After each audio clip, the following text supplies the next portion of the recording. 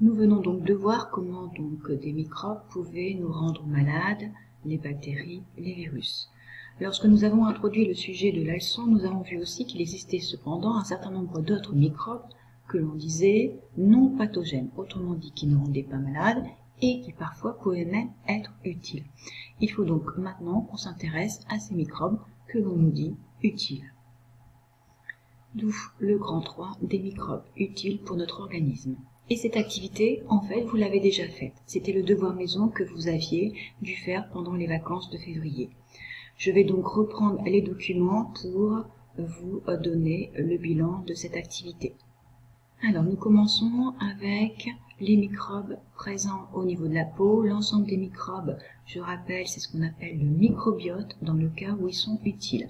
Donc, le microbiote cutané, on vous dit qu'il est capable d'empêcher la multiplication des microbes pathogènes existants normalement sur la peau et qu'il est également capable de produire des substances toxiques qui sont capables de tuer, d'éliminer des bactéries et des champignons pathogènes. Donc autrement dit, le microbiote présent sur la peau est capable d'empêcher la multiplication des microbes, mais également d'en tuer certains en produisant des substances toxiques.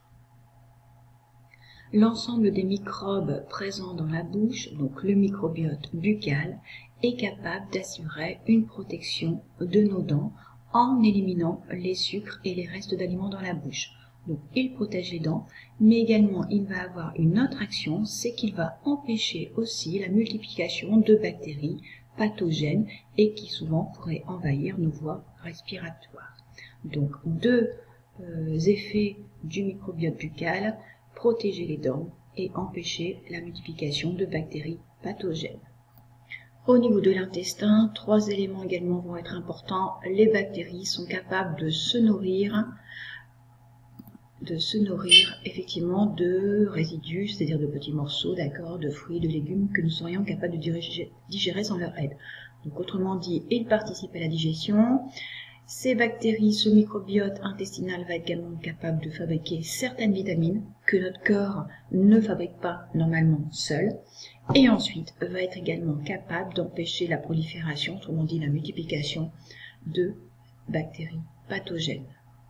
Et enfin, le microbiote vaginal va avoir 2 actions. Celui effectivement de produire de l'acide lactique qui va bloquer le développement de certaines bactéries pathogènes, mais également est capable de produire une substance qu'on appelle ici biofilm, qui va être capable d'empêcher des bactéries de se fixer, mais également va produire des substances qui vont tuer les champignons, les bactéries ou des virus.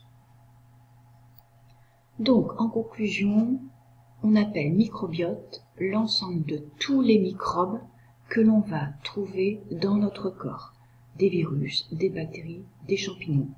Ces microbes, naturellement présents, en permanence présents, ont un effet bénéfique sur notre organisme, puisqu'ils peuvent avoir des fonctions très importantes, par exemple comme la production de vitamines ou permettre une digestion de certains aliments. Mais ils vont également avoir un second rôle très important, c'est qu'ils vont être capables de nous protéger contre des microbes pathogènes, soit en les tuant, soit en les empêchant de se multiplier. Nous terminons ainsi cette leçon numéro 7.